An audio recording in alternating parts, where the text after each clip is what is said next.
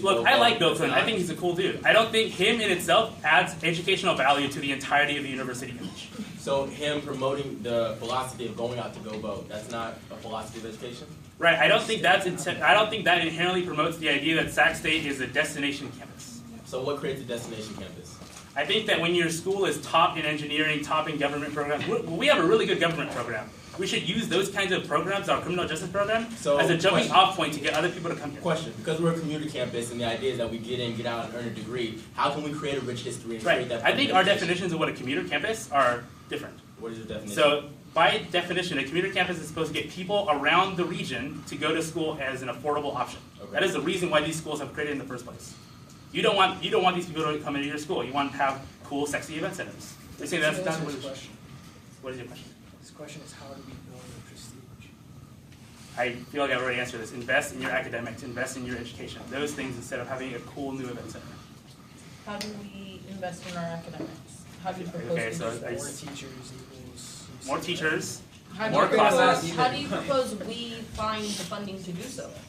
Right, I think that we should find other ways besides just student fees to get more of these things. The economy is not that well. The government doesn't give us a lot of money.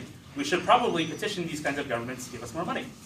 What is the average salary of an engineering professor at UCLA? I don't know.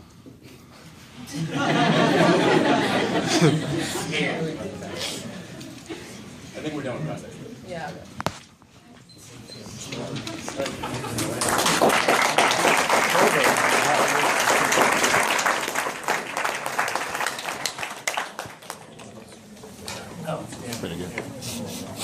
Okay, so what we're trying to say here is that the reason why we want to vote no is because our arguments are going to happen. It's not plausible that, your costs are going to go up. It's not, it might go up $219 a semester. No, it's going to happen. It's plausible that you could potentially get Bill Clinton or Michelle Obama here. It's plausible that TED Talks come here. But what's going to happen is the fact that you have to pay more. And I don't know about you, but I want to pay less. I don't want to pay $219 a semester.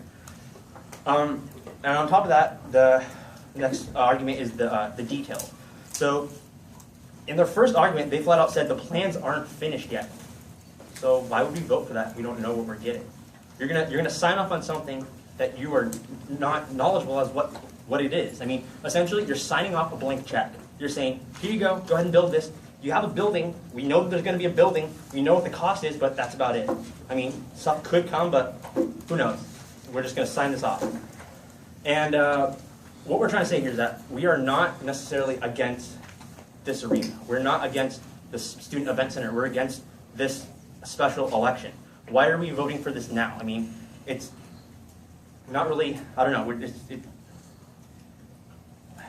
It's not, it doesn't make sense for us to vote for this now when, as they said in the first argument, that this was a part of the original plan when they built the well and they built everything else. So why are we voting for this now? It doesn't make any sense. So I don't want to pay $219 a semester more because, yeah.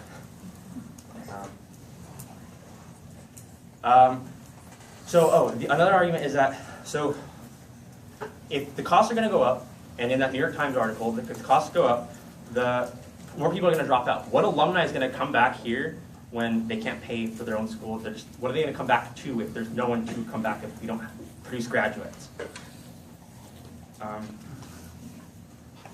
So vote no because you don't know what you're signing off on. We are basically telling the university that we'll pay you guys. You guys can build this event center, but we don't know what we're going to get from it. We don't know what the next generation is going to get from it. It's just all plausible situations, whereas it's proven that we're going to pay $219 a semester. So vote no for it.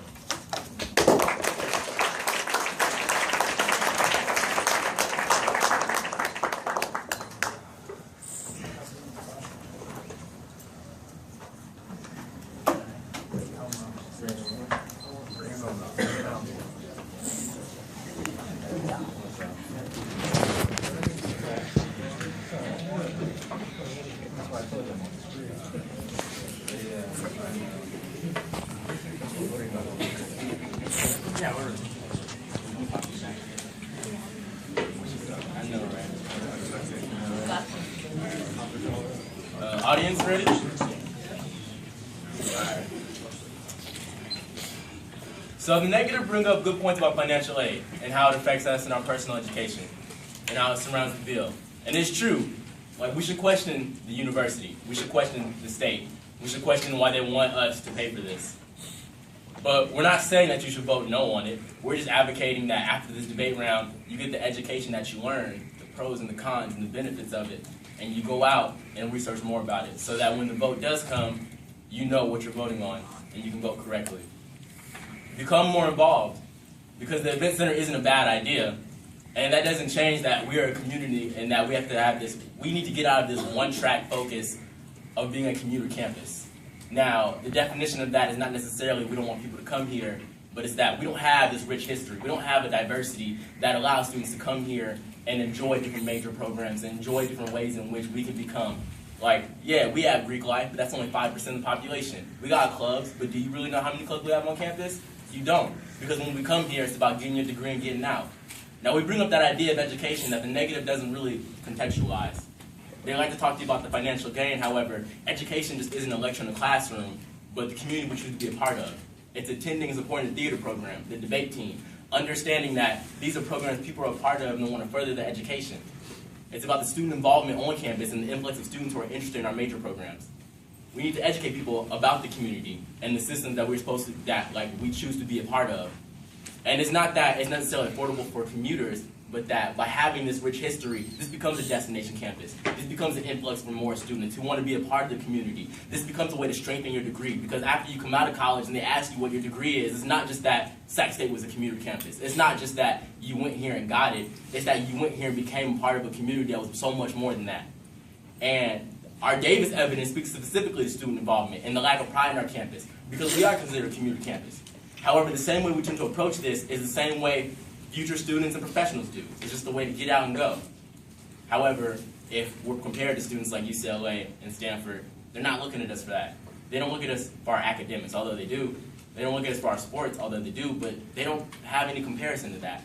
And so what this event center offers is not only a way for athletics to spur, because the event center does involve a new basketball court, but it's a way in which we take pride in our campus. And so people can come through and present, like scholars can present what they have to offer to us. Now, it's a problem when Hillary and Bill Clinton go to Davis, when Ambi Barrett represents the 7th District, and the 7th District is here. It's a problem when that's 20 miles away, when our own politicians that represent us can't even voice to us why they matter. Why is it that he went to Davis? He doesn't represent anybody in Davis, so I don't understand that. We also bring up the idea of prestige. And some of you, although may know what we mean, may not think this is a good argument. However, our degrees do mean something. And it's not just the GPA that you got and the programs that you were a part of, but it's what does your campus mean? What community are you coming from? And how does that community affect who you are as an individual and what job you're trying to become?